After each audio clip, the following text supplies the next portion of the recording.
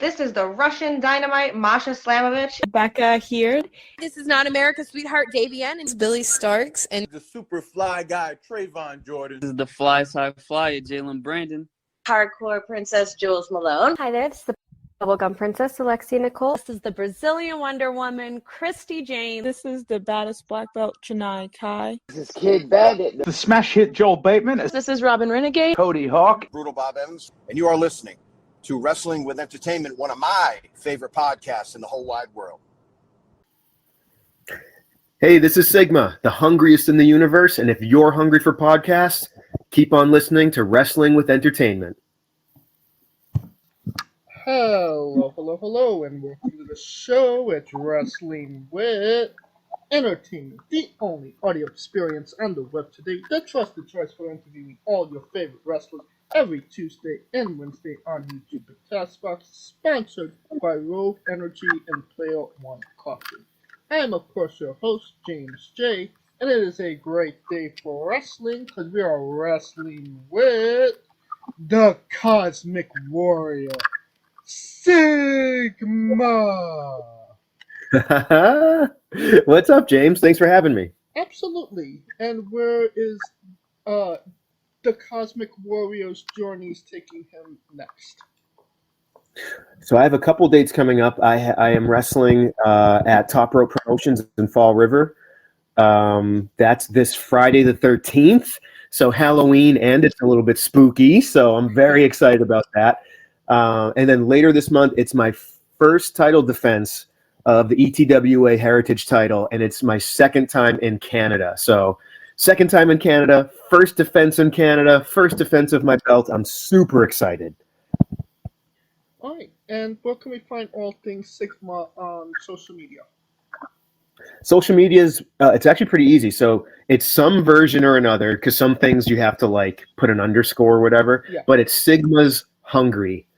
I have a YouTube. I have Instagram's a big one, and then Twitter. I post like my match stuff or like links to videos or matches and that type of thing. Sigma on my YouTube is usually the Cosmic Kitchen, which is the new cooking show I've been doing. Yes. We only have one episode's been posted, and we just filmed, 2 episodes yesterday. Ooh. Yes, and those will be coming up.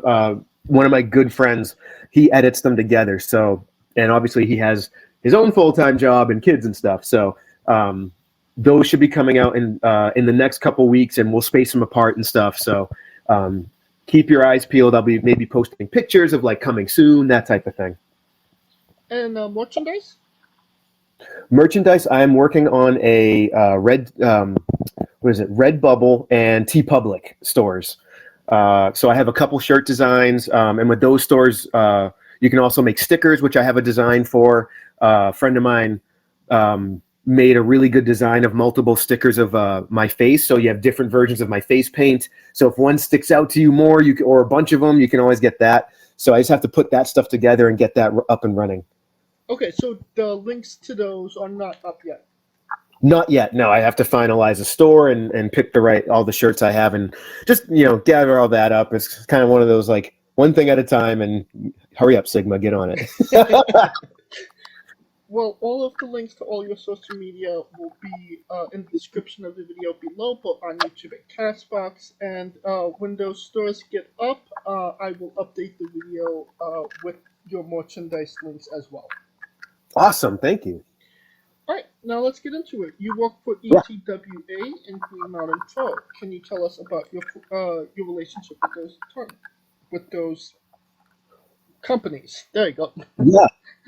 So, I really kind of got my start consistently at those places. Like, I'd wrestled other places and everything, but these are the first 2 places, especially that I got like consistent.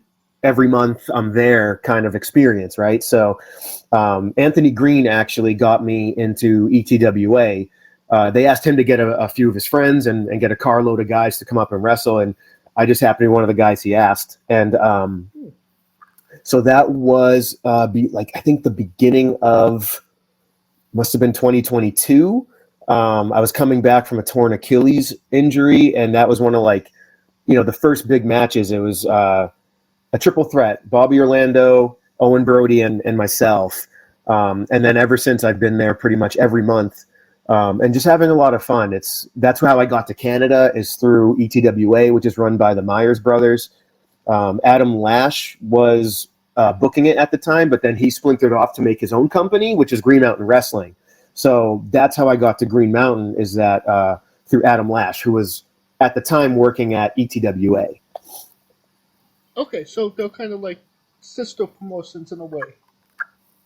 Kind of, yeah. I think Adam's kind of he's not trying to be competition. They're just doing their own thing. Yeah. So you'll see some of the same faces because it's in the same area. So, and since Adam booked most of us for ETWA at the time, we're working for both, which is great because I wouldn't want there to be any, like, choose between mom and dad kind of thing. So, but I'm they've both been so good to me. I got a lot of experience, and especially early on, like when I first wrestled for them, Sigma was still in the infancy, because it was my first time to really be the character I wanted to be. Like, because my first character, any experience I had, was as a British character named Billy Wanker, and that was the first school I was at was New England Pro Wrestling Academy, which is affiliated with Chaotic Wrestling. Right. So Chaotic is the promotion. We call it NEPWA, is the school for the promotion, kind of a thing. So I just cut a goofy promo on my favorite mentor there, who's British, Reginald Kensington III, about how he turned traitor on England and lives in America now, kind of a thing. And the character was fun, but it was like, I only have so much Britishness in me, and like holding an accent in front of the audience is kind of tough, man, especially if people are going to meet you and ask you questions. But I did do commentary twice for them for a whole show, once live in front of an audience as Billy Wanker, and then once in the studio as Billy Wanker. So doing commentary and in an accent. So that was fun. But yeah, so Sigma, when I started wrestling that way as Sigma now, transitioning out of Billy Wanker, was a little bit of a learning curve, because there were certain things with Billy that I had learned to lead on, and as Sigma, it was kind of like getting my groove and like my feet under me, and ETWA really helped with that. Like, I got to wrestle Dan Champion up there, which was like so awesome. He was so good to work with and such a great guy. And Bobby Orlando, it's when you get to wrestle Mom, yeah, that's always awesome, man. Like, and I've met a lot of good people too. And most importantly, they allowed me to bring some of my friends in, but also I got to have my, title match with Sonny Defarge. And that was like the first, like a real good expression of what I'm about, because we both wanted to have like an epic main event title match, and we went pretty much like 30 minutes. So that was a couple firsts for me, first big main event title match, first time going the distance, kind of a thing, like going into deep water. And that's why I got into wrestling, man, is like, I want to have those big epic matches. So that was like so cool, man. And it was like 6 months in the making, and we had to delay it for, I think I got a minor injury at the time or something. And so that delayed it a bit. And it was just, but in a way it kind of made it better, because he and I were both like foaming at the mouth to get at each other. So it paid off, man. I was so proud of that match. And it was like, in a way, it was my first time wrestling that long. So when it was over, I was like, woof, I'm glad that's done. But it was like, I can't wait to do it again. So, and also it's been, this title I have now, the Heritage, is my first title reign of any sort. So these two companies all pitched in one way or another and gave me that, and I'm very grateful for it. I believe it's the Heritage Championship, correct? Yes. Now, take us back to winning that championship. What does that mean to you to be holding that championship? It means a lot. I know, behind the scenes, there's some people who are like, yeah, whatever, the title's a title, and maybe that's when they've won a ton of them or whatever, but this one really meant a lot to me because, the owners, anytime someone puts a title on you, it shows faith in you. Right. And you're representing the company one way or another, whether you may not bring the title with you to other companies, but if people look you up now in the internet age, they see you're a champion here or there, you're representing that company, man. So it's like, to me, that's something that I like, that kind of pressure, and I like that spot to be someone that when you think about the company, you think about certain people, and that's exactly the type of spot I want to be in. So that really meant a lot. Yeah. So, and before I realized we got off, so I won the title in a tournament, and that was awesome. Yeah. It was my first tournament. That was neat. And but what was cool about it is I got to wrestle 3 different people of 3 like really different sizes. So it was like Jabba King in the first round, a lot bigger than I am. So it was like, okay, me versus the monster, and then Mr. Crummels, who's like the dastardly villain, Sonny Defarge's number 2 right-hand man, who I'm like seeking revenge on. I'm a bit bigger than he is. So then like I got to be the big guy. And then Jobs and I are pretty similar sized in the finals, and he's the hometown boy. So it was kind of funny because when I won, the crowd was very upset because everyone in the crowd knows Jobs from like the area, because that's where he's literally the hometown guy. But I think they came around to accepting what just happened. But it was good. We told the story overnight, over the whole course of the night. Like my arm was jacked up coming into the third match, and I barely snuck by and just happened to get the three count. So I really tried to do like a Bret Hart, where it was like 3 different matches that felt very different. And then I remember King of the Ring, he came into the final match like limping, and can he pull through? And he somehow did. So I took a lot of inspiration there. I mean, you're not going to go wrong with taking inspiration from Bret Hart. 100%. He's always been one of my absolute favorites since I was a little kid. And that's what I kind of like getting into wrestling. Like I knew what my style would be, and my style is not exactly Bret Hart's, because I do more of like a martial arts kicker, Japanese style kind of a thing. But, or for other fans who don't watch Japanese wrestling or something, like a Bryan Danielson. Right. But like, even just getting into wrestling, it was like, I want to be like that kind of wrestler though, where it's like, you're always going to like, if when your name comes up, they go, ooh, that match is going to be good. Because Bret always had that match on the card. He usually had the best match, or he's, no matter what wrestler you ask about, Bret's name comes up when it's like, oh, who are James's or like Stone Cold or whomever, who's their best matches? And Bret's name always came up. And like Jushin Liger and like Danielson are 2 of my other biggest inspirations that way, where they're always somebody's best match, Right. Now, is there a different mentality going into a tournament style matches, knowing that you're going to wrestle 3 different matches rather than 1? Yeah, of course. I think it's like yes and not. I wouldn't say no, but yes, because if you're having 3 matches in the night, like you need to make them different somehow. So you have to use your brain. Like, okay, how can I make this match special and stand out from the other match I'm having on the night? But that also works when you're only having 1 match too. So if you're on the card, you need to stand out. So if you're doing the same stuff everyone else does, you're just blending in, and it's like, I'm a video gamer. So it's almost like I call being a palette swap where like, I don't know if you've like Ken and Ryu from Street Fighter. Initially they were the same character, just had a different, different hair, different costume kind of a thing. So if I wrestle someone like Dan Champion, or Johnny Pierce, who are both like 6'5" and like close to 300 pounds, my match better be different than if I'm wrestling a dude who's smaller than me or same size as me. So that's kind of how I approach all my matches, but especially in a tournament, it's like for me, it's like if I know I'm going 3 matches or something like that, I need to think of like, what's the story over the night and how can I tell it? And how can I make each match add to that somehow? And I definitely love the video game reference. Yes.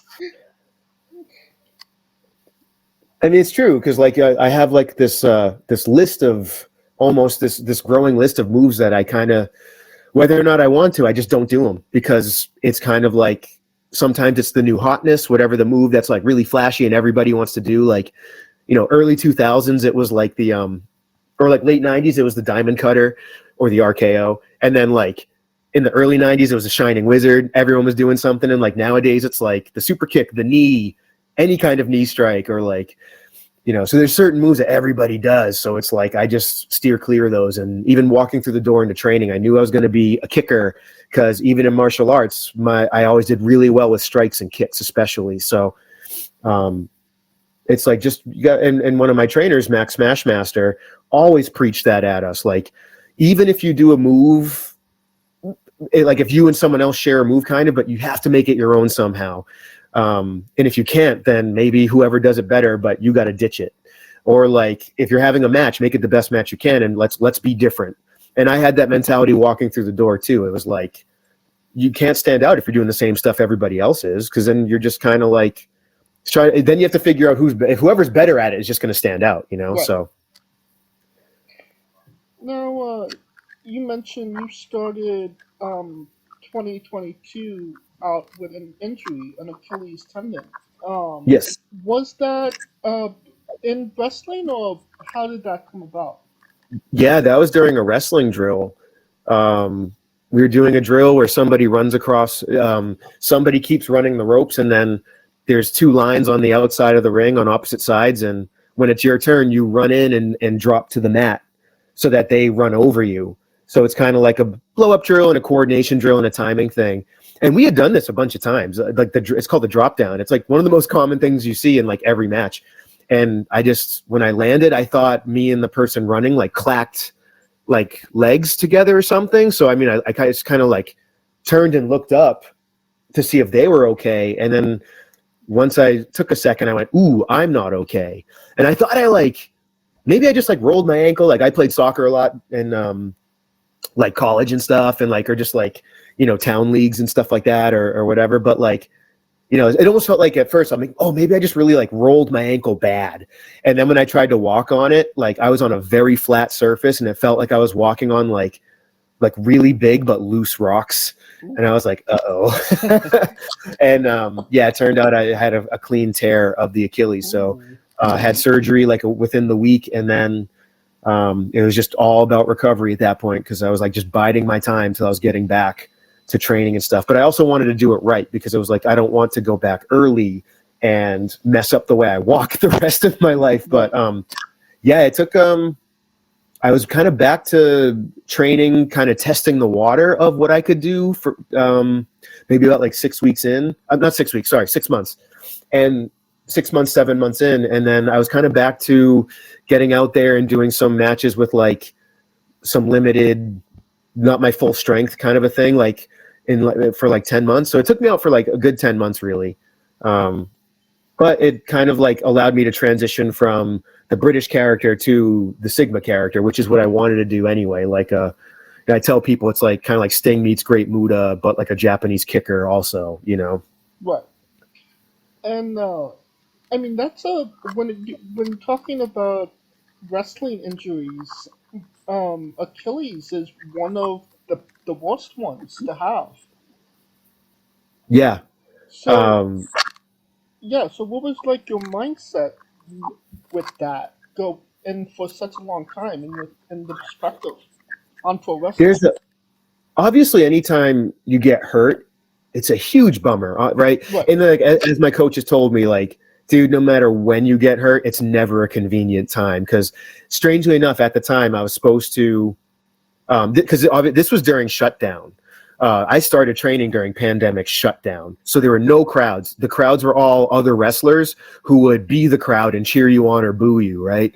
So I was doing well. I started getting out there. Like some other promotions were running shows like that too. So I had finally flown the nest, and I had been on the Chaotic show for a few months at that point.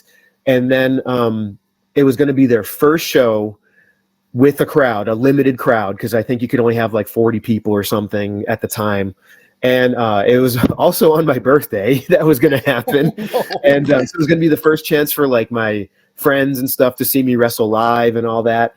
And in the same weekend, I was supposed to get squashed at Limitless Wrestling up in Maine, which is like a really big deal. So I was like, oh, cool, foot in the door. It's going to be a really big weekend. And on top of that, too, my coach was like, this isn't just Scott the student anymore. This will be Scott the wrestler. You're going to wrestle Aaron Rourke, which I was like, whoa, it's not a squash match, and Aaron's from New York, and this is a big deal. So the Thursday before all of that, that's when I popped my Achilles. It was like 2 days prior, and I was like, are you kidding me? So there's that whole aspect of like, I'm missing so much time. Like, luckily I wasn't in a spot where like I hadn't done a lot yet. So it was like, okay, I can come back any way I want to. And if I want to change characters, whatever, but you feel like it's passing you by. Like all the other kids are getting all this experience and like, crap, I'm missing out. And, is my spot going to be ready for me when I come back, or how's this going to work and stuff? But I knew from the moment I injured it, I was going to be back. It was just my driving foot, so I couldn't drive anywhere for like 6 months or something crazy. So luckily I had friends and family to drive me around to appointments in the grocery store. And a couple of my friends would drive me to the chaotic shows once a month or whatever it was. And but still, it's like you have a goal in mind. I waited long enough to become a wrestler. I was not stopping now. I take care of my body. So like, we learn, I hope people learn from previous generations where they worked through these like major injuries and just popped pills to like keep their spot. Like, but that's like the kind of WWF, like old school method of wrestling 300 something days a year. Right. But I knew the moment I popped it, I was like, this dude, I was just barely even getting started. Let's go. So I'll heal up right. And when I'm actually ready, we'll get right back out there and tear it up some more, man. Do you think that maybe, hindsight being 2020 now, it was maybe somewhat of a blessing in disguise, because you would have had those opportunities, but it would have been as Billy and not Sigma. Yes. Yeah, I agree. Like I'm definitely one of those things happen for a reason, like super positive, like all the time, like look for the good in everything. And that was one of the things, because like I did have, if I had like a say in it, like I had this whole thing, if I wanted to, when I was ready to be done with Billy, to get him off the show and like deported and all that stuff, no, it was just an easy way to like, okay, he's gone now, and now I can really focus on what I want to do. So I guess that's the thing, right? Is like, they always say like make an opportunity, like take the best of every opportunity or make the most of it. And it was like, this was that version, like, I still did commentary when I was on crutches and stuff. And like, I still went to some shows and got to meet people, but like, you can turn anything into an opportunity if you think about it right. Like, okay, I can't wrestle right now, but what can I do? One of my coaches and I, Reginald Kensington III, we would watch, matches together on video, like video chat. And we would just like, we'd watch a match and we'd talk about it. Like, hey, what are you working on? Like, what do you want to watch? And like, we'd both come up with something that fit what I'm trying to work on, and we'd pick it apart. So it's like, well, I can't wrestle right now, but I can do that, so there's always something you can do. And the opportunities did roll in. You competed for Limitless Wrestling's Mojo at the Dojo. Yes. And part of season 2. Obviously, when you think about independent pro wrestling, Limitless is up there with the big boys. Oh, yes. So what did it mean to you to get that call to go down to Limitless and compete? That was amazing, man. Because like you said, I knew, like, one, it was kind of like the full circle moment. Filburt. So that it was really cool, because I was supposed to get squashed there, and like maybe that would have led to at least getting on like Let's Wrestle or something back then. But excuse me, Bless you. It was very much like okay, I didn't get to do it then, I'm doing it now. And I got to wrestle one of my good friends, Diego Alvarez, there, and that was cool because we had wrestled before, and we were one of those where you have good chemistry and you're like, I can't wait to wrestle you again. And to be in that dojo and see the posters on the wall all around the dojo. If you watch the video, you can see them, right? Yeah. And it's like Anthony Green and MJF and Carmelo Hayes, like all these people who are doing it now, who are on that level, all came through Limitless. And it was like, man, that's really cool. And here I am, and I've got to wrestle on a couple of the Let's Wrestle shows at this point too, which was awesome.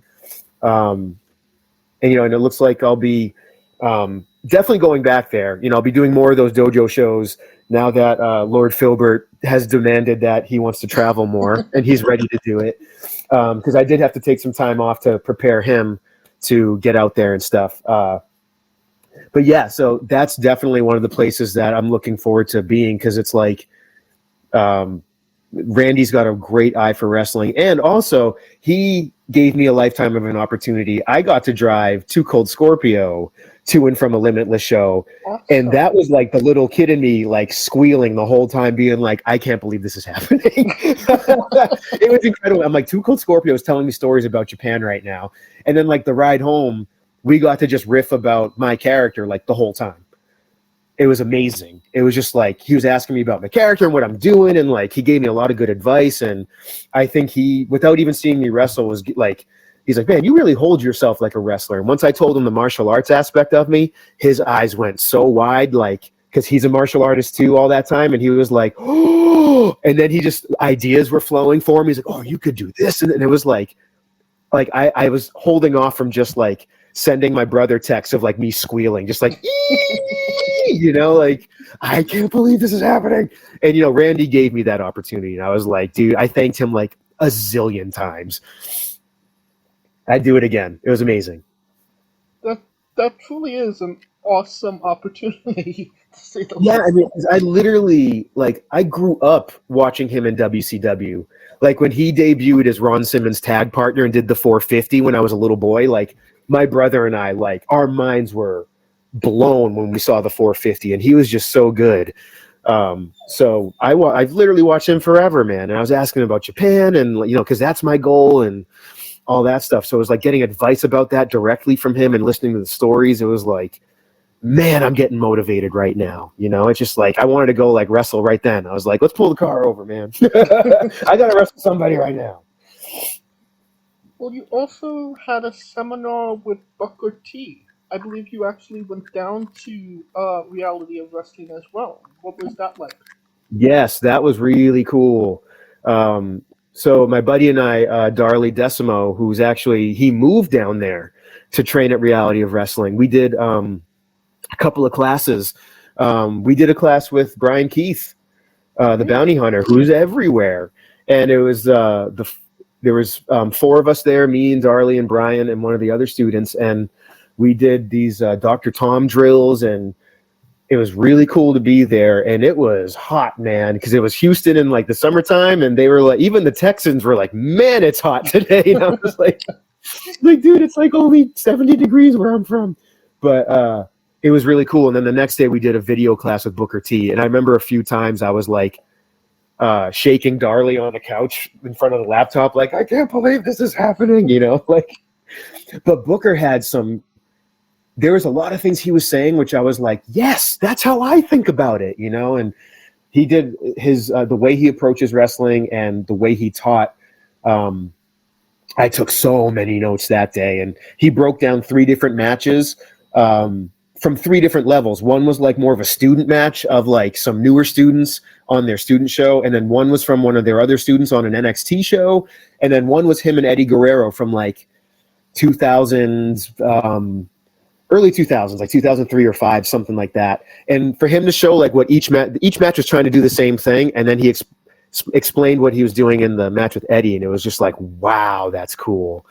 So that's somewhere I'd like to drop in again, it'd be crazy to have Booker T see me wrestle and like tell me something about it. Even if he said I'm the worst, I'd just be like, woo, that was great. Like, I can't. Like, man, Harlem Heat just, Booker T just told me I stink. But he's one of the reasons I do the axe kick, man. It's like his scissor kick. I do a version of it, my own version, but like that's one of the reasons why I've always loved that move. I mean, Booker T breaking down a match against himself and Eddie Guerrero. I mean, you don't get more higher caliber wrestlers than Eddie Guerrero and Booker T. Right? And Eddie is one of my absolute all-time favorites. Probably my favorite, arguably one of my top American wrestlers, right? Like, because Bret Hart's Canadian, So it's like, but Eddie's always been one of my number ones. Like, I remember when he first coined the phrase Latino Heat.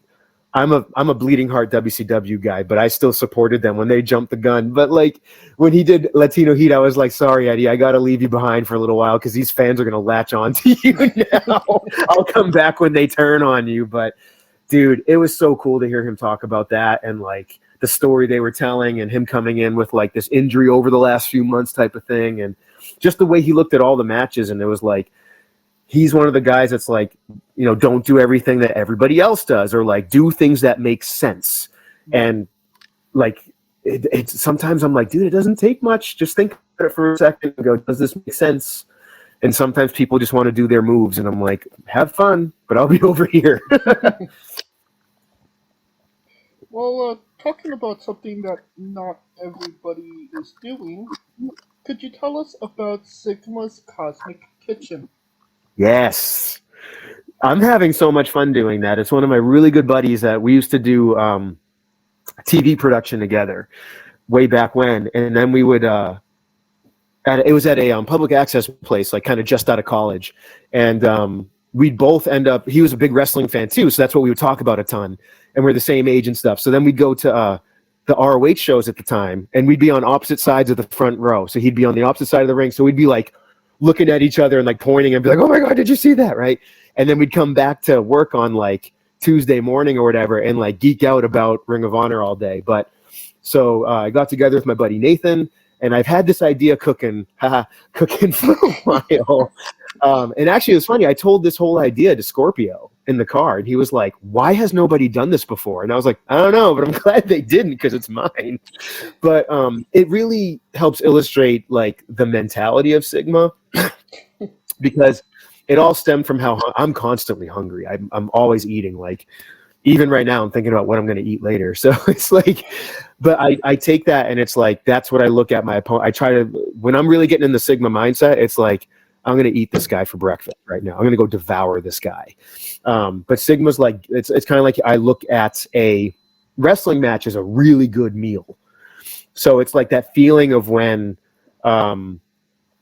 like for a fan, it's like when two wrestlers are going to meet and you're like, oh man, this is going to be good. I see that as another wrestler. Like, or you hear that about like fighters or, you know, like basketball teams or football teams. It's like they want to fight the best.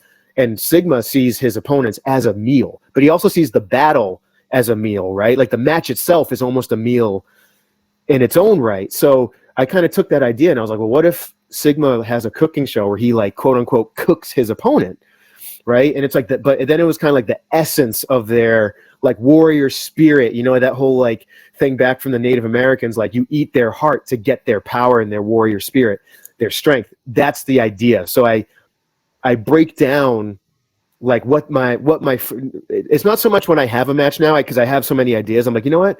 I'll just start doing it about whoever I have enough jokes about. And it's like the next couple episodes, one's about Mike McCarthy, who's the mass hole. He's been in the New England scene for 20 years and a fantastic dude. I can't wait to wrestle him. I'm like, fingers crossed, you know? So I did one about him and I did one about Reginald Kensington III. So I got to do a lot of British jokes in one and some Bostonian jokes in the other. So it all comes down to like, what makes this person like stand out? Like, what are they about? So I give like my read on that. Like what makes this person special? And so I'm not only trying to give my friends a little bit of a spotlight, but then it's also all my absurdist Rocco's Modern Life sketch comedy and Living Color, Kids in the Hall, Whitest Kid You Know kind of humor, where I make all these ridiculous jokes. And we have these next two episodes, we've kind of figured out more of a format where it's just getting more ridiculous, where I'm hoping like most of the episode is just going to be nonsense and there's like a smidgen of cooking. But it's really just me being, this is me.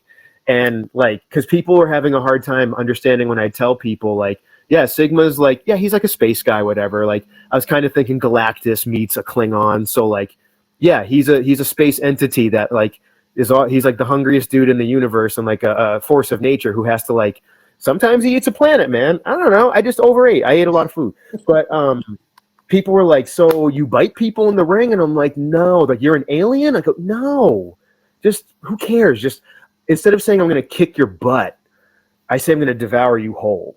Like, everybody knows when somebody says, like, oh, he's going to eat you for lunch. Like, so why, Right. I was having a lot of trouble, like, telling people what it meant. And they were like, comedy guy? And I'm like, well, yeah, I can do comedy stuff. But no, it's like, I want to have I want to be able to do both hard-hitting matches and, like, main events and steal the show. And then also be able to, be in, like, a food death match with my buddy Keegan, who's my tag partner half the time. And we'll have, like, a vegan versus a guy who eats everything kind of a death match with food involved. But, like, so it's like, it's just my sense of humor. It's me doing funny voices and accents and jokes, and hopefully people get a kick out of it, man. Because I know if it's making me laugh, I feel like whoever gets it will stick around. And if they don't get it, maybe you will. But if you don't, no biggie. You can always find something else on YouTube. And I mean, I immediately got what you were going for. Thank you. And it definitely tells you who the character is and what he's about. Thank you. That being, Yeah, it's like continue. when I envision certain things, it's almost like, when Sigma fights a good guy, a fellow warrior who's honorable type of thing, right? It's like, okay, I'm going to test your appetite. Let's see how hungry you are. Let's have a good fight, dude. It's almost like if people watch anime, I guess, like Goku from Dragon Ball or something, like, ooh, I can't wait to fight that guy. He looks strong, right? And then if I'm a bad guy, or if I'm fighting a bad guy, it's like, I'm just, give me a good fight or I'm going to devour you whole. Or like if I'm a bad guy, maybe I play with my food. It depends what mood I'm in. Maybe I'm hangry and I haven't eaten in a while, and now I'm just a jerk and I'm cranky. Like, there's all kinds of stuff you can do with it, Well, your first episode was interesting to say the least. Owen Brody got the brunt of everything. He did. I love the fact that the Cheerios represented Yes. Owen Brody. Yes, that's kind of the thing. Like, I try to find like things that, like, if you were like, I don't know, if the person really was like a recipe, what would be in the recipe, right? Like, so like Owen Brody was like, the O Bros and stuff like that. But I've moved, he was a good pilot episode. Now I've kind of figured out, okay, this is where we need to go. Like, like I said with Reginald, there's a lot of British jokes. So like, we found some like a few British spices, and like we made jokes about tea and all that stuff. I don't want to give away too much, but it's like, okay, not only like what is their character about, but then like how can I explain that in food as well? So, and it's only going to get better because like these first few episodes are my friend and I kind of like I'll have all these jokes ready, and then like sometimes it's almost like throwing stuff at the wall too and see what sticks. And and my buddy Nathan will, like on the spot, will come up with stuff, and it's like, ooh, I'm gonna say that now, and it's more so about the opponents and the jokes, but it's also like a little bit of food. So it's like, what is the recipe of Alec Price? What would that look like?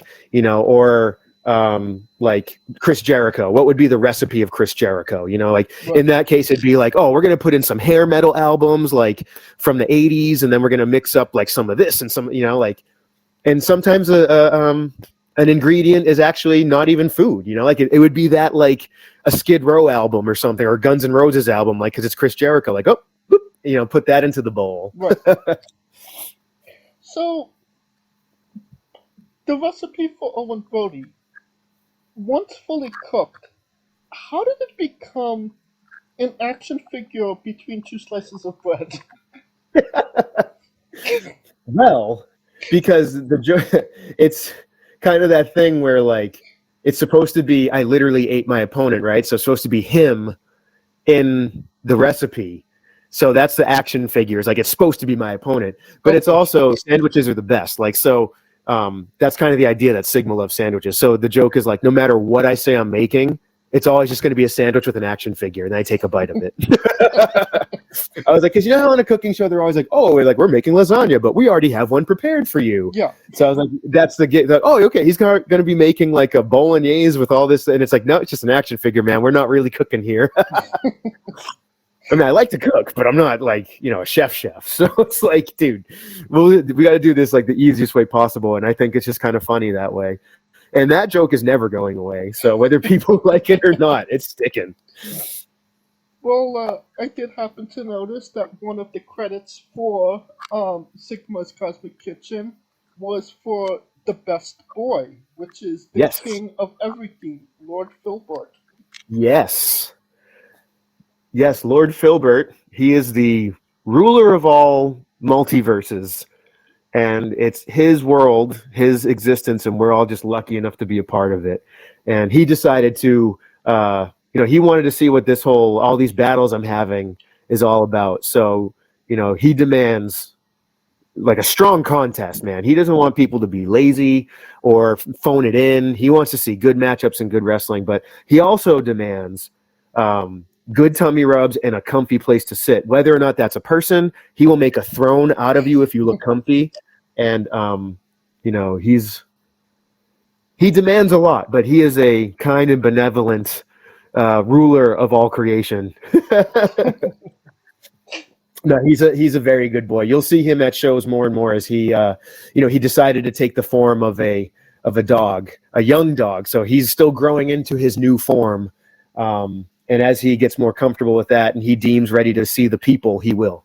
Because he is a man of the people.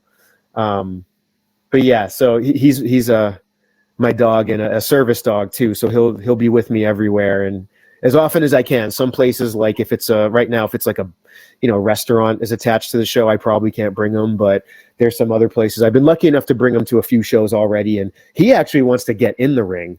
Like my friend Lumberjake was warming up and running the ropes, and Lord Filburt demanded to like go in and run with him. And I was like, that's awesome.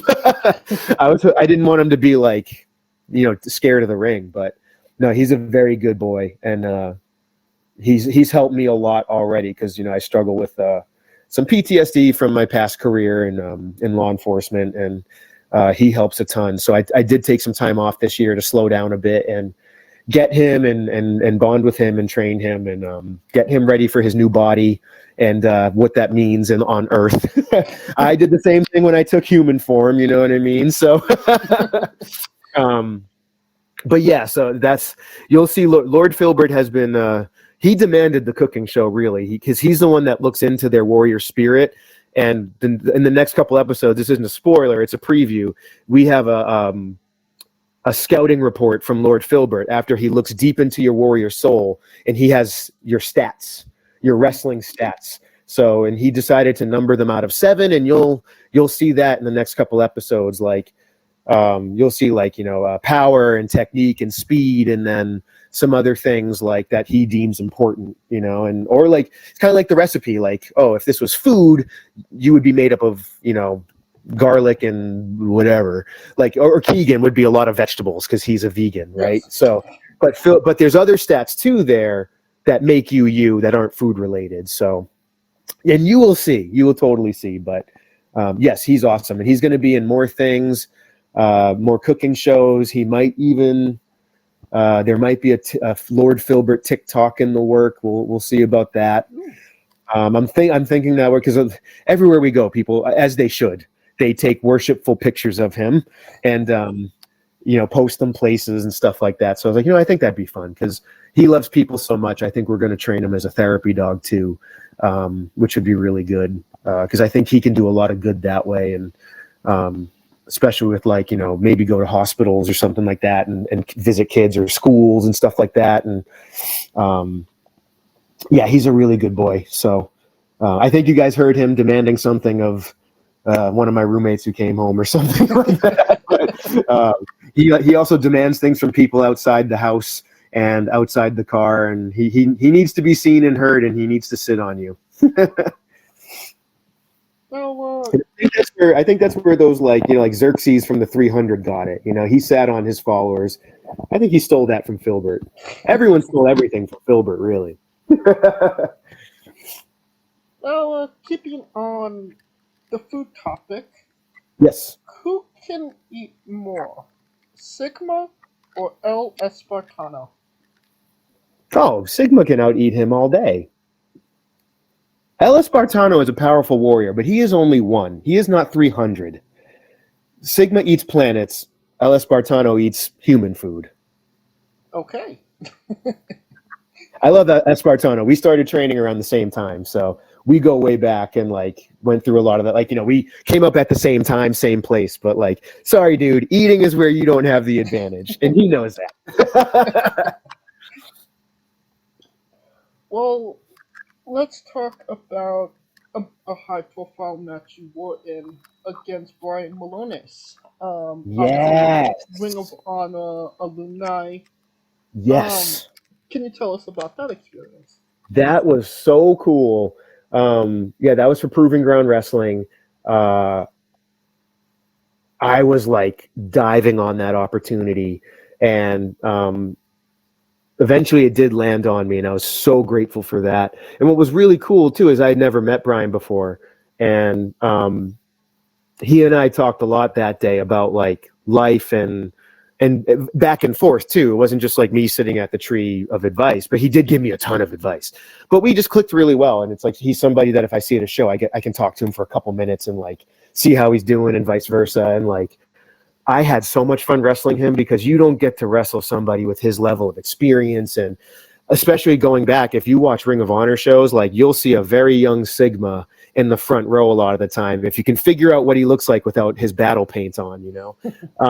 So to wrestle someone who was high profile in Ring of Honor was like, holy crap, this is happening. And like, I remember he like reposted something of mine, and then Carrie Silken responded to it or something. And I was like, what world do I live in?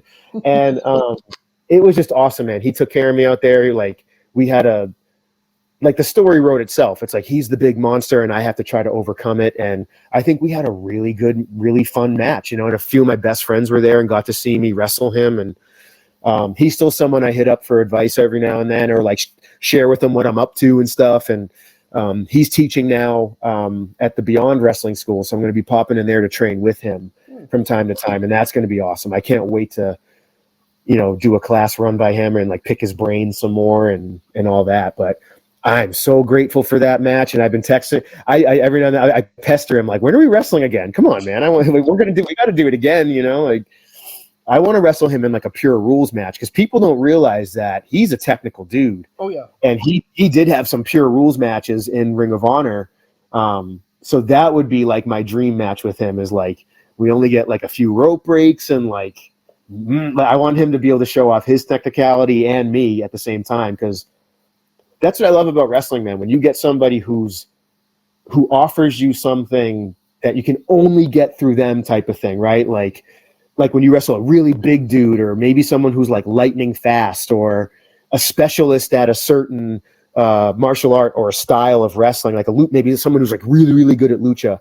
Like Brian's, he's the closest thing that I've probably been able to get to with like a Vader, you know. And it's like, if Vader were still alive, he would have been on my list of like dream matches. So it's like Brian's somebody like that, where it's like, man, this is like my version of like Sting versus Vader. This is so cool. All right. I think it's time once again for that segment, Sigma's Bizarre Adventure. You're a pro wrestler that goes up and down the roads, and real, crazy, and bizarre things are bound to happen. Can you tell us a road story that fits that description?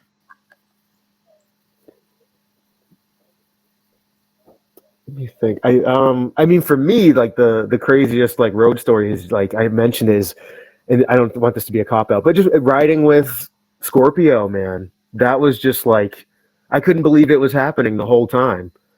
You know, because like I think otherwise, you know, going to see Booker T was awesome. I had a really good experience traveling to Chicago a couple times. This isn't necessarily bizarre, but like one of the biggest like level up moments I had was traveling on my own to Chicago to visit one of my absolute best friends who's in the Marines, and he gets stationed all around the country, and he happened to live in Chicago at the time. So I went to freelance wrestling and just went to a couple of my first class, and where I was doing really well. Like I was just like, I'm no pressure on myself. I have no idea if this is like a beginner class or these guys are like crazy advanced or a mix of all of it. And it was kind of a mix. I did really well. And then Isaiah, the trainer, wanted me to, he wanted to see a match. So he put me in there with a student and said, keep it basic. And I was like, okay, cool. And it was that student's first ever practice match. Wow. So I was like, whoa, that's like, I just flew in from Boston, And then he liked it so much that he asked me and him to do it on the show as like a dark match as the fans were like coming through the door kind of a thing. But even before that, so that was on like a Monday, right? And then Wednesday comes around, I'm training again, and who walks through the door but Mustafa Ali? Wow. And I was like, because my buddy Andy, who I wrestled, was like, he warned me that he does show up every now and then, right? Because that was his home promotion in school. And he just walked through the door, and I was like, no way. And he's like, I told you, right? So then they mentioned that Andy had his first match, and they're like, oh, and this is Scott from Boston, And he's like, they wrestled the other night. And he goes, all right, well, I want to see it tonight. Okay, like on the spot, I'm going to wrestle in front of Mustafa Ali. What? And we had done some drills in front of him and stuff. He ran like kind of like the advanced ring for a little bit, so I got to do some stuff in front of him. But like, holy crap, I'm going to wrestle in front of Mustafa Ali. No pressure, I guess. And like, he was really receptive to it. Gave us some like good advice, some good tweaks to it, and everything. And then we did it in front of the audience, like a couple days later, and it was like one of the students who saw it each time was who saw all three versions of it was like, dude, the one you guys did in front of the crowd was the best one because you took what Ali said, applied it, and you guys nailed it. So it was like all that happening in the span of a week, halfway across the country. I was like, there was a big confidence boost and a big level up moment for me. So, and like Ali showing up was like, wait, what? I didn't expect that. That was like the bizarre moment for me where I was like, and to be put on the spot like that, it was like, okay, sink or swim. I love swimming. So let's go.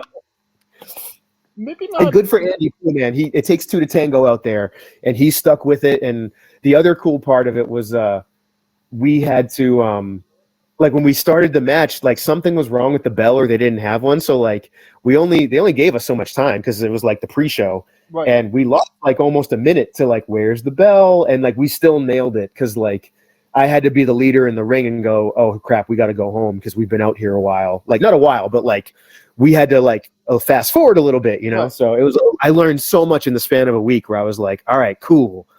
And when I came home, I like it was just like I took that experience and got to like apply it. So I was like, I felt a lot more comfortable out there, especially as Sigma, because like I said, that year was all about kind of getting my feet back under me, literally from an Achilles tear and a new character all at the same time. So maybe not a bizarre adventure, but an incredible moment, honestly. yeah.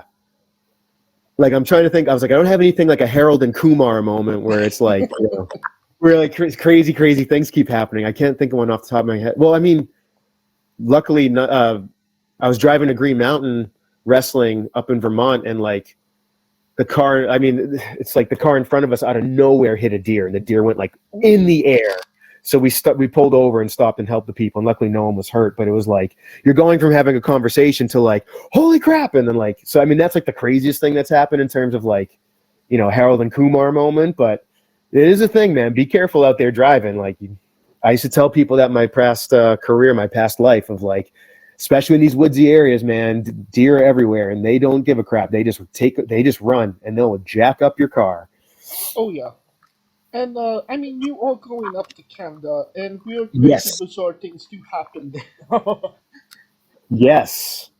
Well, that was funny too, because when we went through that, this was the first time we went to Canada, and I was riding with Keegan, who's my tag partner a lot of the time, and Diego Alvarez, who was on the card as well. So we were going through customs, and like I'd never been at the border before, and they're asking us like what we do for a living and all that stuff, and like what are you going to be doing in Canada? And we're like, oh, we're wrestling, we're on the show up the street, because we figured like they were kind of aware. I'm sure a few other cars had come through at that point, and at one point Diego was like, yeah, so he's like, I'm a tag champ, and he had held up the title, and the guy was like, oh, okay. And it was like, I was like, all right, I guess we convinced him. It's like, and here's my ID, sir, tag champion, like 10 pounds of gold. That being said, and you did mention him, so could you tell us about #manflesh? Yes, Manflesh. So Manflesh is from Lord of the Rings, obviously. Yes. It's a thing the orcs say, right? So it just became a running gag with Keegan and I, because a friend of mine that I grew up with, he found this video years ago. It's like one of those early YouTube videos of a dude walking around his house, and like someone off camera says, "What is it? What do you smell?" It's the line from the movie, right? So like, "What is it? What do you smell?" And he looks at the camera and goes, "Man flesh." And so like there's like, he'll open the fridge and then he looks over and goes, "Man flesh," right? So I showed Keegan that video because we were showing each other these goofy videos, and we talk about Lord of the Rings and other goofy stuff. And then just became like, we were coming back from Long Island because we had wrestled at Create a Pro that day for a TV taping they were doing. And it was like a long ride back. It was like 5 hours or whatever. And we were just getting goofy and stuff, and like just looking at these weird YouTube videos when we were taking a dinner break. And so I showed that to him, and then we just were like, just rolling with ideas of like, dude, if we were a tag team, that should be our thing. It's just man flesh. So man flesh is also like it's kind of like a universal word where it can mean anything and everything. So it's like, you know, hey, can you pass me that man flesh? And it's like, then you hand me something, right? And like, you could describe somebody with it where it's on the tip of your tongue, and you're like, you know, it's like you got this, you know, he's really he's good at and it's like man flesh. It's like, exactly. But it's also like, it's like a way of life, you know. So it's just a reason for us to be absolute goofballs, and it's so much fun. And like, it's one of those things, if you get it, you get it. If you don't, you don't. And this is one of my other favorite moments in wrestling thus far is Keegan and I were at Impulse Pro last year, and we made a custom Man Flesh theme song, and it got to play 4 times that night. And so at the end of the show, we're standing around, like, you know, talking to fans and stuff, and this little boy and his parents come up to us, and he goes, "I love your theme song," or something like. And I was like, "Ooh!" And Keegan was talking to someone else, and I like start shaking him, and I'm like, Keegan, listen to this. And the kid was like, "I love your theme song," and we were both getting him to go. We're doing hand gestures at him, going, "Man flesh," and he was saying it back to us, and I was like, "All right, remember when your parents ask you what you want for dinner, what do you say?" And he goes, "Man flesh," and his parents were just dying laughing. And I was like, "See, this kid gets it." And if no one else on the planet got it, we nailed it, man, because that kid got it. And it was like, mission accomplished, dude. Like, put a smile on someone's face, us being big goofballs, who cares, you know? Oh, yeah. Because if you can't have fun, what's the point, you know? And it's like, Absolutely. I think for anyone listening who's trying to figure out, like, if they're, you know, they're maybe not their character, but their presentation, that's where it stems from. Because if you're feeling it and it comes from you and it's something you're passionate about, it'll show. And the fans that need to will vibe with that, and they're like, I'm in. This guy, you know, loves Super Mario, and he kind of made that part of his costume for the night or whatever, you know what I mean? Like, something like, so anyone who maybe like watched Lord of the Rings was like, I love Man Flesh, you know, like these guys are great or something, you know, or you know, like, you know, people who heard my new theme song, and were like, oh, that's kind of like Mega Man. I'm like, that's what I was going for, you know, or like my previous theme songs by Seven Dust. So if somebody was like, oh, dude, I love Seven Dust, you know, it's that kind of a thing, you know, it's like you're into the same stuff, like people kind of vibe with that. Definitely. And one thing that a lot of people vibe with is, well, maybe some, but a lot of people do. You were made in 2K23. And you have said that it is the highest honor to have a character made of yourself in a video game. Yes, but by one of the fans. Like, obviously, I've made myself in wrestling games for years and years and years, right? And but to have, I remember texting my brother about that, and he was like, he was just like, whoa, you know, like there's been a couple like full circle moments where going from fan to wrestler really sank in, and that was one of them.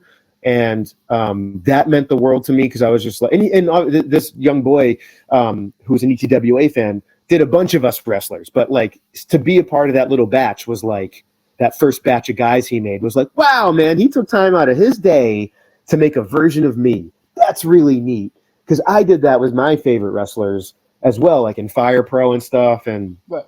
You know, so it's like, that's really cool. That's how you know, like, you've connected with the fan. Or if they make a sign for you or something, you know, it's not just maybe they, you know, bought your, you know, like your T-shirt or something like that, or they cheered for you. It's like, that's great too, obviously. But it's like when they take it that step further, and it's like, wow, especially something that I did as a kid, and even as an adult in some of these video games. But that was really cool. And then I guess the other moment that's very similar to that for me, that was like, wow, this is like, it was Scorpio too, but like meeting Colt Cabana as a wrestler on the same card was like, I'm sharing a locker room with him and I'm a wrestler now. This is wild. And I got to talk to him about it a little bit, because I obviously had seen him wrestle in ROH for years, and had a couple like moments with him as a fan, like during his matches, like taking a photo with him that was like taking too long, and he's holding a thumbs up pose for me. And like, this was in the early days of like photo cameras, or phone, I'm sorry, like camera phones. Yeah. And it was like processing the photo, and like I was trying to take another one, and then one time he threw his ring jacket, and I just like instinctually caught it because it was like falling right in front of me, and he was like, thief, and I just dropped it, and I was like, ah. I was like, to have those moments, and then to walk up to him like, yeah, I've watched you wrestle, and I just saw you a couple years back in like Rhode Island, and have to tell him the story of why I'm in Chicago wrestling if I'm from New England, and like, but to be like, dude, this is crazy. Like, I watched it, now I'm sharing a locker room with you, and like, man, this is cool. Like and he's one of my all-time favorites too. And so it's like, not just someone who's been on Ring of Honor, but somebody that like I made Colt Cabana in a couple Fire Pro games. So to be like on the other end of that with this, young boy up in Vermont was like, wow, that's so cool, man. And I'm not sure if you're aware of this, but there's a YouTuber called Zero that made you in Day of Reckoning and started a story mode with you as the main character. Yes, that's I grew up with Zero. He's I literally like grew up at his house pretty much. Like I was always over there, spent holidays there and stuff like that. So he's one of my very good friends. He moved out to like the LA area. So yeah, he told me about that, and he was like, hey, look, I'm making you, and we're gonna he likes to stream on Twitch. He's got a Twitch going. So that's one of the things he does on, I think it's Wrestling Wednesdays on his Twitch is 0 is the number. And that's what he started doing. So he was bringing me through his career mode. So I was like, "Ooh, that's so good." So I've actually been on there a couple times playing like different games with him. And we talk about stuff from like growing up together and just like goofing on things. And like we played a lot of Overcooked and Mario Strikers and different things like that. So he and I would spend like, I literally watched him grow up at his house, because I was in the same grade as his older brother, but like he was right behind us. So we all came of age together, and just like, it was awesome, man. Like that's so funny you brought that up. I can't wait to tell him. He's going to be like, like, I'm like, you came up on my other podcast I was on. I wasn't, when I first saw it, I wasn't sure, was this just like a guy that made a character named Sigma, or is this like legitimately Sigma? Yeah. I think he might have used my picture on a thumbnail on one of the episodes that he posted on YouTube, maybe. I think he did, but yeah, it's funny because anytime I pop onto his show, he's like, hey guys, Sigma's here. Like we do that, like from the career mode and stuff. I'm like, oh, because it's like I know him as, his real name and stuff. So it's almost like having a wrestling name. So his Twitch name and stuff. It's like I know him from outside of Twitch, guys. Like we grew up together. And so it's so funny to see that where he's talking to his fans and his community being like, hey guys, it's Sigma. And I'm like, oh yeah. I'm not always like in character on that show, but like I'll talk about like what I have coming up and stuff. It's not like a podcast, but it's like, he's like, oh, like, tell my community what you're doing. So it's fun, man. It's fun having friends all over the country now. And I'm going to go try to visit him in LA and, maybe train out there. And I definitely I'm looking to do the LA dojo next year. That's my big goal. Oh, yeah. Yeah. That's where Keegan and Jack St. John are right now. Seabass. Yeah. They're out there right now. And I was thinking about doing it this year as well, but with Lord Filburt's, immersion from deep space, I had to. He said it's not the time. We're going to go next year, and I was like, oh, okay, that's fine. So yeah, that's my goal. Yeah, I hope. So shout out to Keegan and Seabass. Yes. To the show, and it's just awesome that they're over here doing stuff. Yes. Hopefully there's another student showcase that I could actually go to, because I just Yeah. couldn't make it this time around. Yeah, I don't know how. I know they train in like 3-month blocks, but I don't know how many showcases they do. I don't know, but hopefully, fingers crossed, there's another one, and I could see Yeah, them wrestle live in person. yeah. I know they've been getting out there. They've been getting bookings and stuff. Like there's like a lucha show they were on in Southern California, and I've been keeping a tab on them, and they've had a bunch of matches. I'm so proud of them, man. Like I always encourage anyone who's a wrestler, like because I did a couple Chris Hero seminars, and that was the advice he gave us that really stuck with me. Is like, you build yourself up and have like your home base, whether it's a school or like an area, and then once you feel like you're comfortable enough, get out there and travel. Oh yeah. And that's how you test yourself, right? To see where you're at and stuff. And like I always thought about like Chris Jericho and Eddie Guerrero and Dean Malenko, the guys that really inspired me, who went all over the world and like, Canada, Japan, Europe, Mexico, and like brought it all together and then like made their name in America. But it's like that's like and they're doing it, man. I did it in Chicago. I went to Florida. I went to Houston, and it's like so now I haven't been to the West Coast, and that's my goal next year. So that's what I'm training for the next many months. Is like, all right, this is what we're training for. Let's do it. Oh yeah. Now you mentioned you're playing Super Mario Strikers. That's the soccer one, right? Yes. On the Switch or on the GameCube? Ooh, on Switch, because Zero and I used to play our favorite soccer game, which was Sega Soccer Slam, which was like an arcadey soccer game. We would play that he and I would play that every like around New Year's as a tradition. We'd do a tournament, but that game it exists, just not on modern systems. So we played Mario Strikers instead. So we were playing that on Switch together live. That's the thing is there's like a 3-hour difference. So sometimes if he streams late, I can't jump in because it's like, dude, I'm going to bed in 10 minutes. But yeah, we had a lot of fun doing that because it's like, we're playing real people and like you hear us like making jokes about like amongst each other about things and like our chemistry is really fun. So at least I think so. We have a blast like coming up with our own sayings and stuff like that. So. Oh yeah, I've only played Strikers on the GameCube, and to say that I have a love-hate relationship with the game is to put it mildly. I don't blame you. Like every time I play it with them again, I'm like, I gotta remember how to play, because I always go back to like the game, which is like the other soccer game, right? So it's like I forget what buttons does what, and I'm like, am I passing or am I shooting? I can't tell. All right. Obviously Sigma has face paint.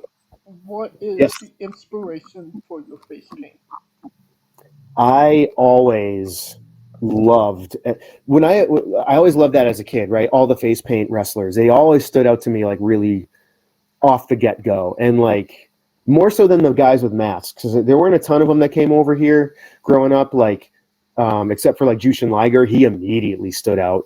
But when I was approaching wrestling, like even years ago when I had one of my Fire Pro characters was when I came up with the name Sigma, and like I wanted to have almost like a Great Muta character in a way, almost like what Finn Balor does, where it's like I have a face paint character and a non-face paint character, which I didn't stick to. I just do face paint. But I grew up with Surfer Sting, Great Muta. Those are the big two. Then you had like Demolition and Road Warriors, Legion of Doom. All these guys with cool face paint. I just thought it was so neat. And for Halloween as a kid, I did Sting one year and I did Smash the other year. I just painted my face. I didn't really have like a costume to go with it. I don't think any parent's going to send their kid out looking like Demolition. But I just always liked that creativity because I'm obviously big into superheroes and X-Men comics and stuff like that. So that vibe always stuck with me. So I always was and like obviously Ultimate Warrior too. But so like those face paint guys were always like they were just something different and it stood out. And that's what I always loved about it. So I knew when I was going to be a wrestler, I was like, I have to do face paint. If it's not my main, if it becomes more of like I have my face paint character I do on some places and I have a regular character, but luckily I've been able to do it everywhere I wrestle. So if they're going to bring me in, they're bringing me in as Sigma. No one's, getting me without face paint. So, because I love it, man. It's like I can play around with the design every time a little bit. Like, I can, like, that's what I went through a lot of like renditions of, like in 2022. Like, I was trying to do a Sigma letter over my eye, but that became like too inconsistent. So I just went with like different patterns, and like meteors is kind of like my symbol. So I was having a lot of fun with that. And it's kind of neat if I end up like seeing myself in a match that I haven't watched in a while. I'm like, oh yeah, I remember that face paint. I got to do that again. It's fun. And you know what? Like I approached wrestling when I became a wrestler. Like, what would the kid version of me love?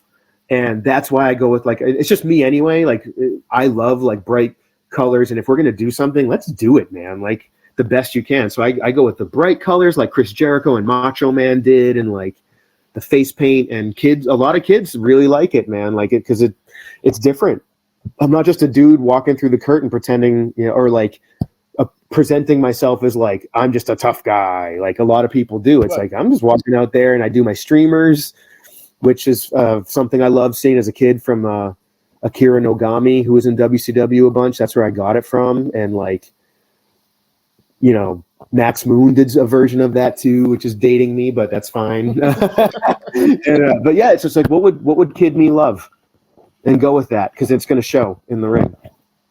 Do you have these planned out beforehand? Like, do you sketch them, or do you have an idea in your head, or is it just like, I have the paint in my hand, I'm going to see where the bus takes me? Well, initially it was like, okay, I need to have some kind of like design in mind. Like, do I want to do full face? Do I want to do like, or like Legion of Doom had some like shapes with a lot of their actual skin showing. Like, but I went with, I knew I wanted to keep focus on I wanted my mouth to be visible, because it, like, as Sigma's a hungry character, teeth is important. Right. So it's like, if I'm feeling it, you'll see my teeth. If I'm a bad guy, you're going to see my teeth. I guess if I'm in a bad mood, right? So there's that element. That's why I did the shape I did, because I did try full face at one point for a few matches, and I thought it was neat, but I was like, no, I need to see. I want the teeth to be evident. So like I said early on, I tried to do a Sigma letter over one eye, and then whatever on the other eye. And, I had like lightning pants early on for like my first gear, so I would do like a strip of. I would do a big shape of like a black background, and then I would do like the blue and white lightning that looked really neat. And so I just try to match it with like whatever I'm wearing. Those colors should also be on my face. Because otherwise that wouldn't make sense if I have like a pink and black face and like green pants. Like, what's going on there? But, so a lot of the time now, like, I know the shape of the canvas, and then from there it's just like, okay, I'm wearing blue and yellow, so you'll see a lot like where I put that black background on my face somewhere for like a portion of my face, and I put like meteors in there or lightning or some kind of like cool design, and then I contrast it with like some solid colors of whatever I'm wearing. So if it's like blue and yellow, you'll see like a blue portion and maybe yellow meteors on the black, and then like blue on the other side of that outer space. Because I want the black portion to look like outer space. Problem is, like, I can't get too artsy because you can't tell when I'm wrestling. So it's like I have to keep it like bold and contrasting and whatnot. So that way they just see the colors, and like maybe they think the meteors are whiskers. I don't know, but I like them. Oh, right now it is more aesthetically like, an Ultimate Warrior Surfer Sting. You Yes. did mention, Great Muda. Yep. Great Muda has always been the darker personality of Keiji Muda. Yes. So will we see darker tones, a darker version of your face paint that will reflect maybe a new side of Sigma? I think that's the plan. Like, if he gets hangry, man, you don't want to be around, So I have done that where I've had to be a heel, where I wear darker. I have like a couple, one good pair of gear that's on the darker side. I can wear them as a babyface too, because they kind of look like Bret Hart as well, because they're pink and like some black. But I'll do darker. I'll do like purple and black, because those like look really dark next to each other. And the mannerisms change. I do tend to, because Muto and Muda are such an influence on me, in his movements, you'll see some of that when I wrestle as a heel and as a face too. I do like he's a very snappy wrestler. Like when he does something, all of a sudden it's like when Filburt and I will be playing, like every now and then, like we'll be looking at each other and then we'll just go boom, and we both take off running or something, you know? And Muto and Muda are like that. He moved like nobody else, Right. especially as Muda. And I've incorporated that at times into my movement. It's not so much like slithery. It's like very mysterious, because like he can be very still, and then he can just kind of like, and then out of nowhere he just like explodes with like speed and does like his elbow or something, you know? So there's aspects of that I like to do. Because like I said earlier, like do stuff that's different. That's why AJ Styles, I guess I heard him say somewhere that's why he does his knee drop the way he does, with like, I call him like the Luigi legs from Mario. When he jumps, he kind of like flails his legs a little bit for some extra oomph, right? Yeah. And he did that because he's like, well, if I'm going to do something, I want to do it in a way that stands out. So that's the way he did it. Because I think he might have said the way Muda does his elbow drop on the ground. He was like, I want to do that, but like with a knee drop. And that's what he came up with. And everybody, if you do that knee drop, everybody's going to go, oh, that's AJ Styles.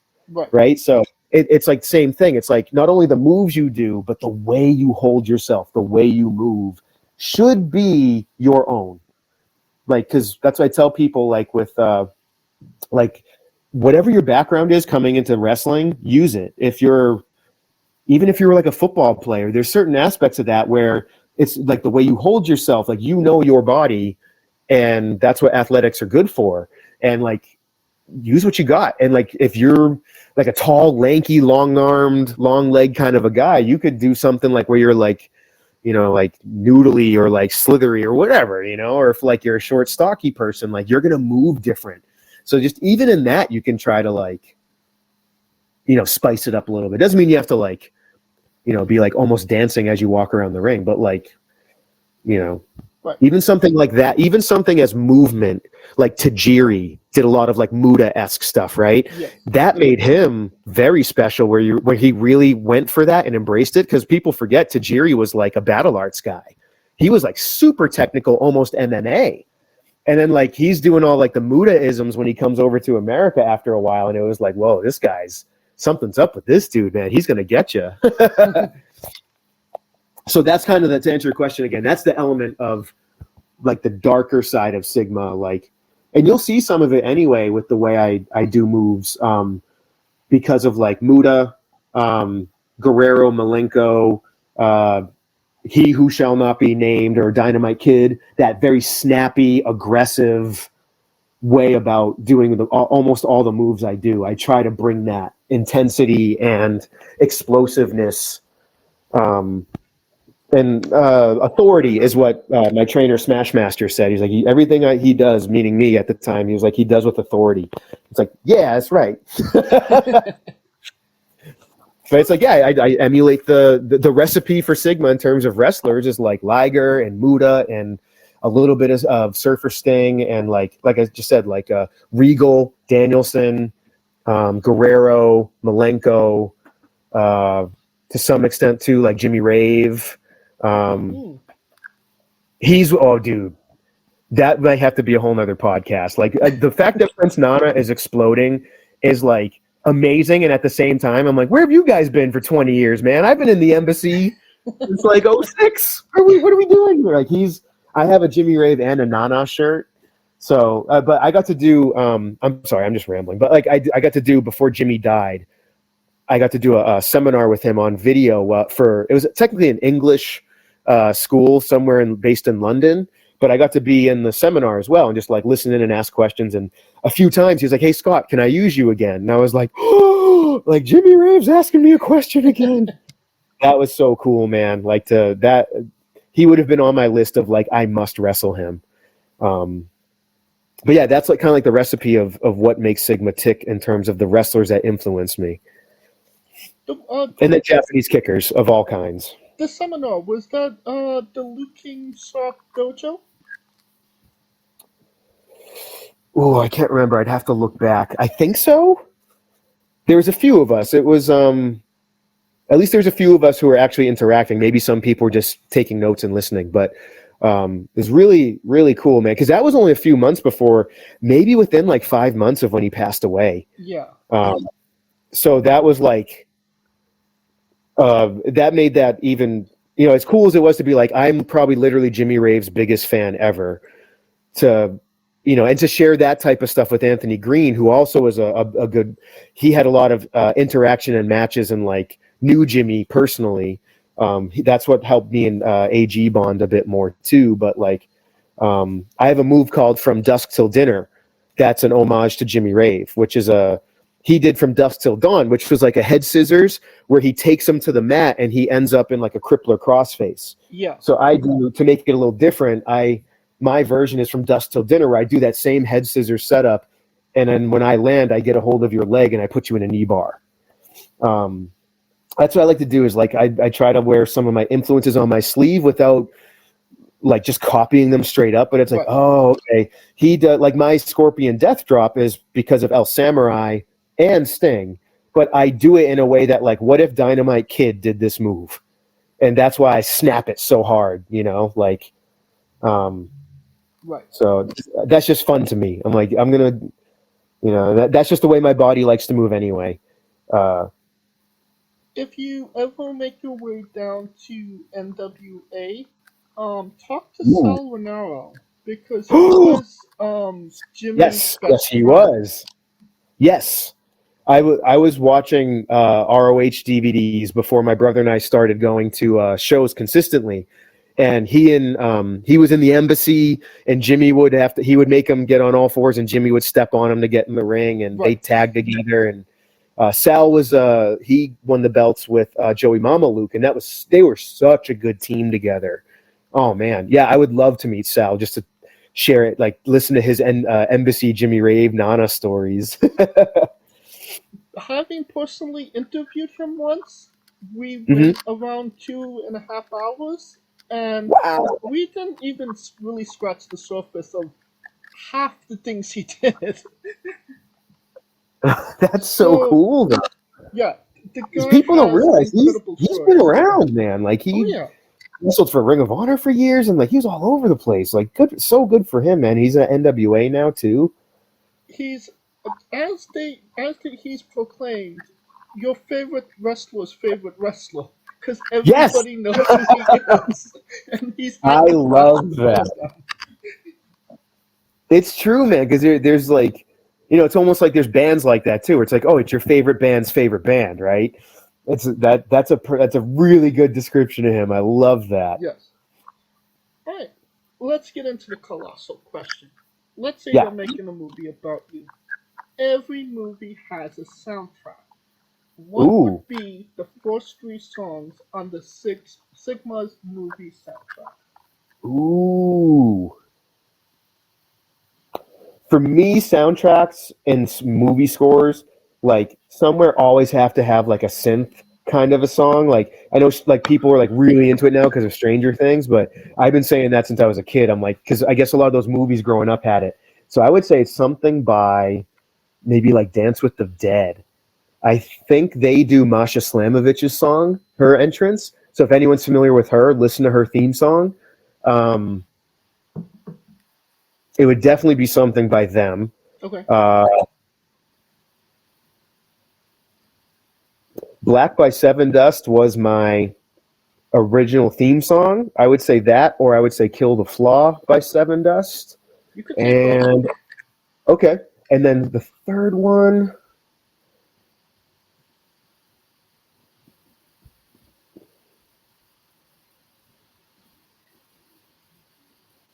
That's a good question. Maybe something by the Black Crowes.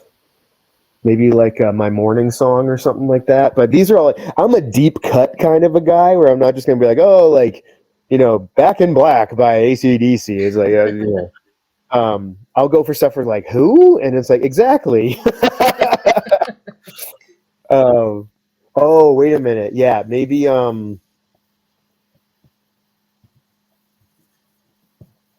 like something by Non-Point, like Paralyzed or Circles. Non-Point has like lyrics that really hit home to me, and I used to work out. I still work out to them a lot, but like when I was especially first training to be a wrestler back in like after high school and during college and stuff, like they have really inspirational lyrics. Like in Circles, it's where will I be when I get to the end? Doesn't matter what place I begin. And it's like that lyric has always stuck with me. And it's kind of like my story. Like you never know, right? You could train in New England and you could make your name in Houston. You could make your name in California, right? And or maybe you could end up huge in LA or England, and then that leads you, you know. So like knowing what I was training for even back then, before life took me another way for a while, that's what the mindset I had going into, and that lyric especially was like, yeah. People might know them for like Bullet with a Name or In the Air Tonight. Bullet with a Name is badass, man. That's like when you need to get something out of your system, you put that track on, dude. All right. Sounds like we got the soundtrack down. Yeah. We go into making the script. The writer's strike is over, so that's happening. And then we go into casting. Who plays Sigma? And you can't say yourself because you are legally obligated to make a Stanley-esque cameo. Who would play me in a movie? I feel like it's somebody who can, maybe someone with a martial arts background.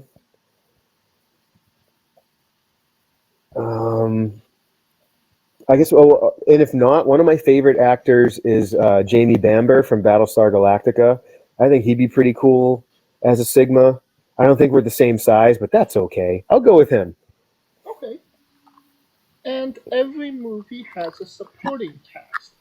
Mm-hmm. Who would be 3 people in your movie, significant to you, that would be in your movie, and who would play them? Oh, geez. Okay, so we have to have, I guess Reginald would have to be in the movie because he's my Gandalf and was like my original mentor and like all that. Let's play. We'll have Patrick Stewart from the same age, from like Next Generation play him. Okay. So we get a Brit playing him because Patrick Stewart's aged out of that role, but we'll put him in anyway. CGI, it's a thing. Yes. You could use it. Yes.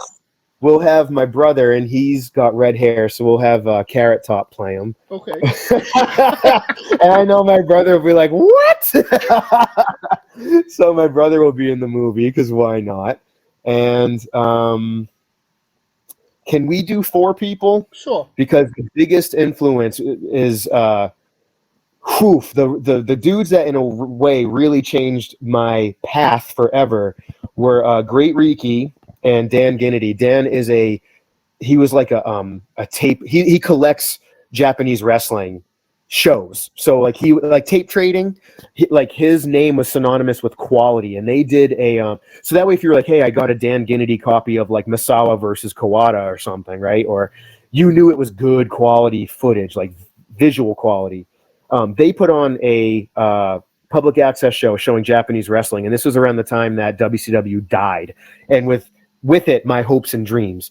So when that show came on, and all my friends in high school were like, dude, they're playing Japanese wrestling on public access. And I was like, wait, what? So they have to be in the movie. I guess like Dave Bautista would play Dan because he's like a big power lifter type. And Riki has long black hair. So we'll say Jason Momoa can play Great Riki. Put some sunglasses on him, man. But they were like a very interesting movie. That dude, Sigma's interesting. Like you never know what's gonna happen because my brain is like a cartoon. So that's how I view the world. Like if you're hanging out with me, sometimes I just start laughing to myself, and you're like, "Wait, what?" And it's like I just came up with something, and it made me laugh. Like because like that's what laughter is like the best medicine and all that stuff. Like sound corny, but that's what it's about, man. Like life can just be so hard. So let's make it fun. And so I took those influences of like Rocko's Modern Life, which is like my favorite thing ever, and like Futurama and stuff like that. And I just try to like bring that into the human world. That's what like Team Manflesh, right? Like Manflesh, like sometimes you just got to say Manflesh, I never knew that I needed to see Patrick Stewart and Carrot Top in the same room until like now. Dude, it could happen. You never know. And then like all of a sudden my brother starts busting out props of like goofy jokes. Shut up and take my money.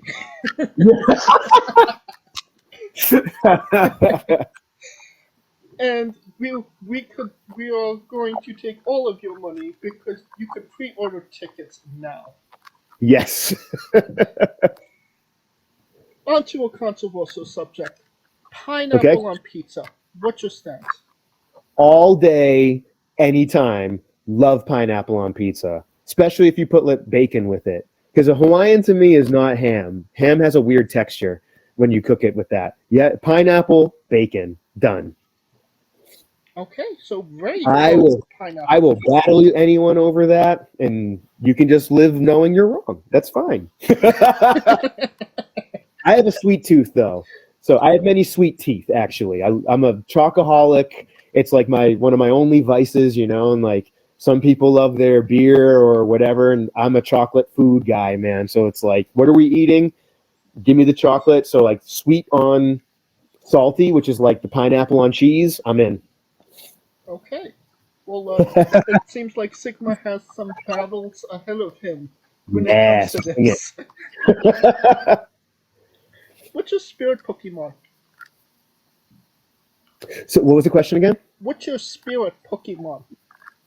Oh, man. That's a really good question because I've been like pretty much a day one Pokemon guy.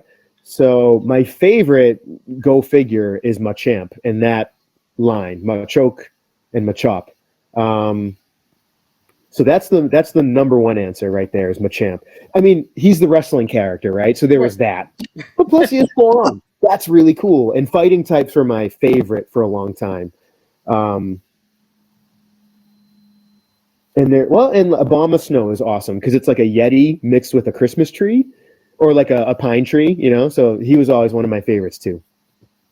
All right.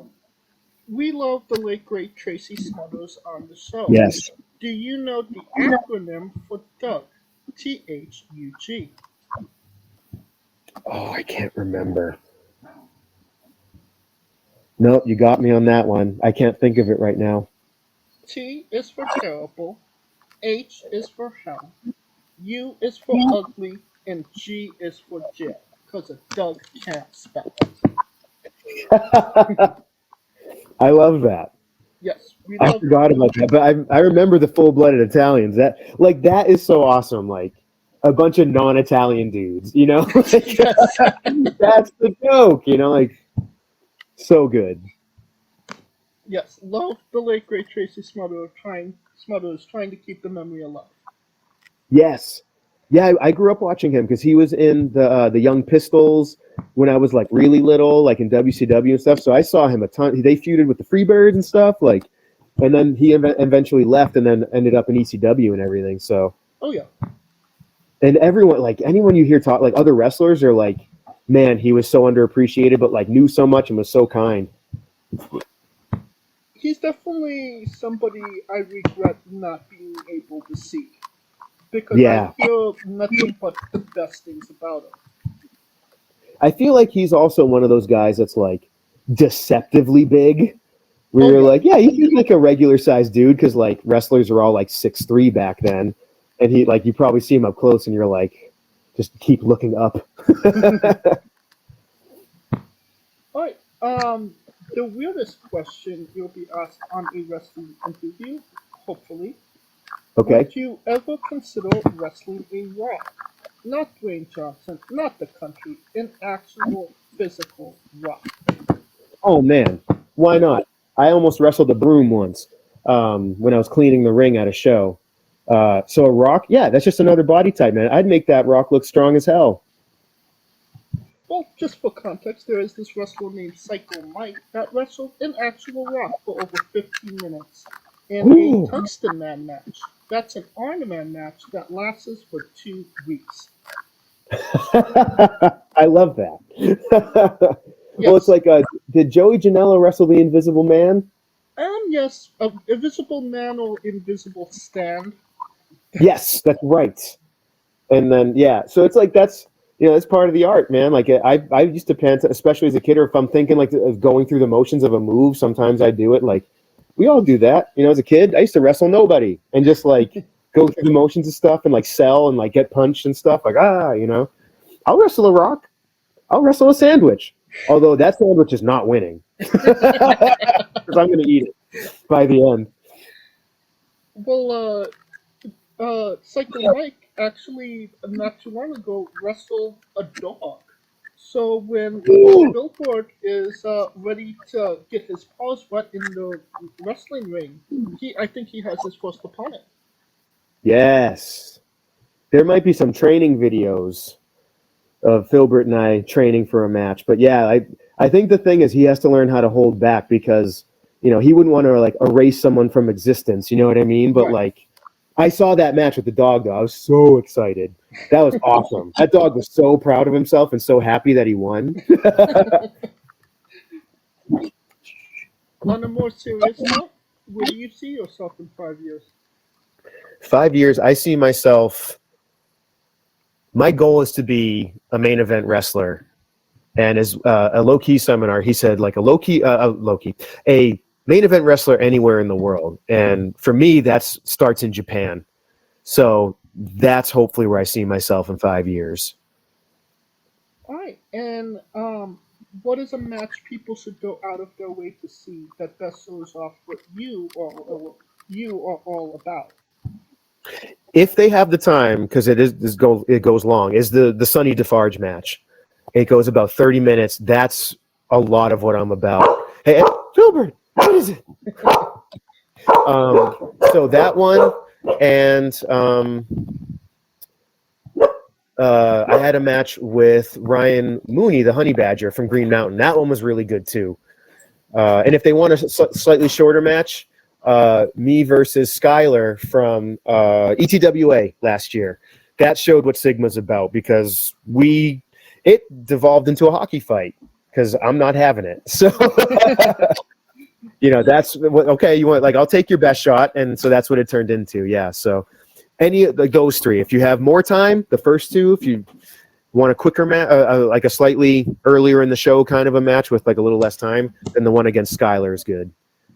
And can we find these matches? I was very happy with that one because that was a lot more personality than it was like the first time I got to unleash Sigma's personality, really. So. And could we find these on YouTube?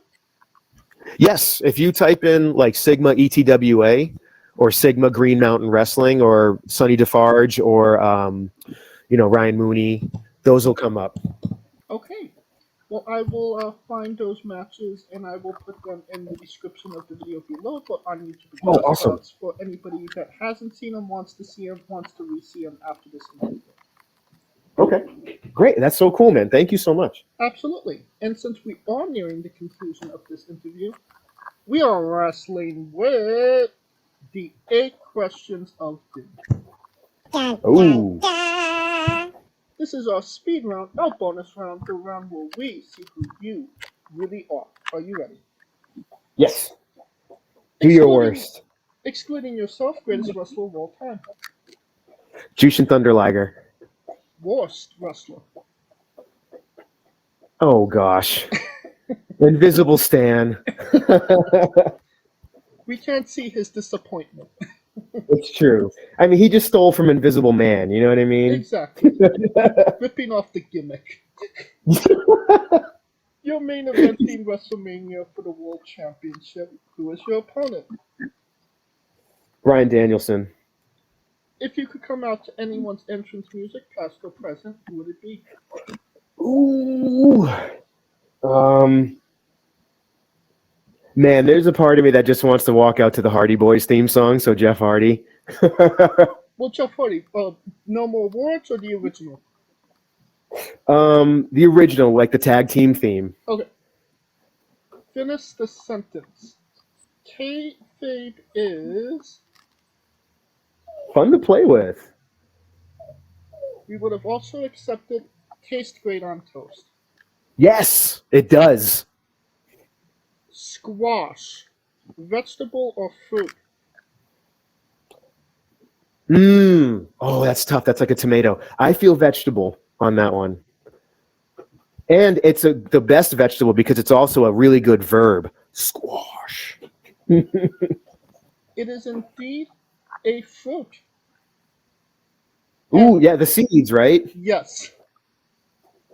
You literally said tomato, and it's tomato logic. Yes, but that one feels much more like a vegetable to me. I don't know why. It's like a pumpkin too. It's in that family. Well, you're part of Squash Squad now, and that means a hell of a lot more. That's a good stable name, man. Yes, the leader of Squash Squad are my co-host Kaliko Yachts. Yes. That started that conversation many Dude, years ago. At this point. There's a T-shirt right there, man. Put that on Redbubble. Oh yeah.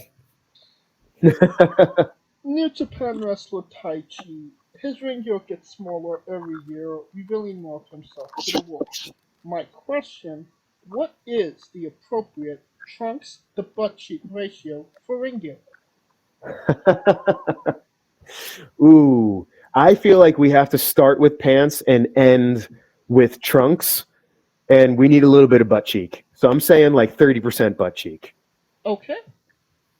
And the last question, the main event, the thing everybody wants to know.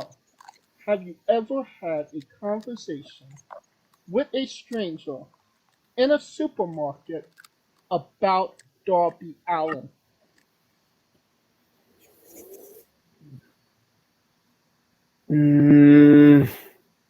No. And But I have had a conversation about I think it was Brian Pillman. Probably someone had the shirt, you know what I mean? But no, not Darby Allin. And that is the correct answer. And that will conclude this interview. Thank you so much for coming on and doing this with me. Yeah, thank you for having me. This was awesome. Absolutely. And once again, where can we find all things Sigma on social media? So you can find Sigma at Instagram, Twitter, or X, and YouTube under some version of Sigma's Hungry. I think one of them has an underscore. Otherwise, it's usually one word. And merchandise is coming soon. Yes. Yep. I have merch at shows, but like an online store is going to be Redbubble and TeePublic. Those will be coming soon. There's also a couple of episodes of The Cosmic Kitchen coming back up soon. And those will be coming as we can film them. So keep your eyes peeled for that. And you don't even have to type it into your Google machine. All of the links to all his social media, YouTube, and merchandise when it is available will be in the description of the video below, but on YouTube and Castbox. Simply click the link. A new tab will appear on whatever device you're on. You have no excuse. For now, give him a damn follow. And when he has merchandise, buy a damn shirt. Yes. Of course, thank you for listening. If you like what we're doing, please like, subscribe, comment. We're on YouTube and Castbox. This was sponsored by Rave Energy and Tail One Coffee. Join us tomorrow as we interview La Pescadita Louise. Join us next week for our 3-year anniversary as we interview T.Y. Jackson on Tuesday and Alexis Frequently on Wednesday. And join us every Tuesday and Wednesday for more incredible interviews. Follow the show at Wrestling with E, but on Twitter and Instagram. X, Instagram, and Dread, I should say. For information on who we're interviewing, when we're interviewing them, links to those interviews, and so much more. Follow me personally at JamesShay993. Alright, Sigma, when I say wrestling with, you say entertainment, okay? Yes. For our very special guest, Sigma, Kaliko Yacht, Scooter Dust, I'm James J, and this has been Wrestling with Entertainment. Hey folks, this is the Colossal Mike Law, and you are listening to Wrestling with Entertainment. Enjoy the show, support these guys. We appreciate it very much. We'll see you at ringside.